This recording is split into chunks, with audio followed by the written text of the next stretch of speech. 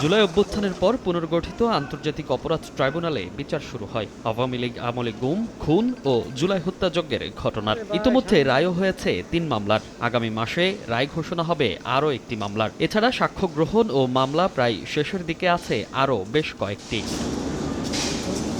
এসব মামলার কার্যক্রমে প্রসিকিউশনের একাধিক সদস্যের বিরুদ্ধে বিভিন্ন সময়ে অভিযোগের কথা শোনা গেলেও এবার সদ্য সাবেক প্রসিকিউটর সাইমুম রেজা তালুকদারের ঘুষ চাওয়ার অডিও ফাঁসের ঘটনা বিতর্ক বাড়িয়ে দেয়। স্বয়ং চিফ প্রসিকিউটরই বলেছেন, এমন ঘটনা বিচারকে প্রশ্নবিদ্ধ করে। কিন্তু পরবর্তীতে মনে হয়েছে যে মঙ্গলবার চিফ প্রসিকিউটর ঘোষণা দেন তদন্ত হবে সব ঘটনার। গঠন করেন 5 সদস্যের তদন্ত কমিটি। বুধবার থেকে কমিটির কার্যক্রম শুরু হয়েছে বলে জানান আমিনুল ইসলাম। তিনি আরও বলেন, এই কমিটি সব ধরনের অনিয়ম তদন্ত করবেন। তদন্তে অনিয়ম পাওয়া গেলে কঠোর আইনগত ব্যবস্থা নেওয়া হবে।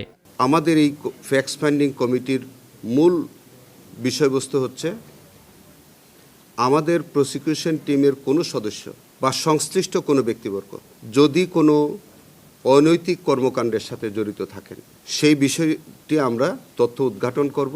যদি তাদের বিরুদ্ধে সাবস্টেন্টিভ কোনো অভিযোগ পাওয়া যায়, তাহলে তাদের বিরুদ্ধে, সংশ্লিষ্টদের বিরুদ্ধে আমরা যথাযথ আইনগত ব্যবস্থা নেব।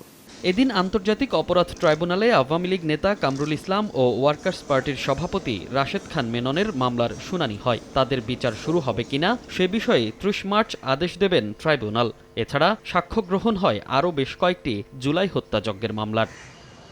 মনির হোসাইন, সময় সংবাদ, ঢাকা।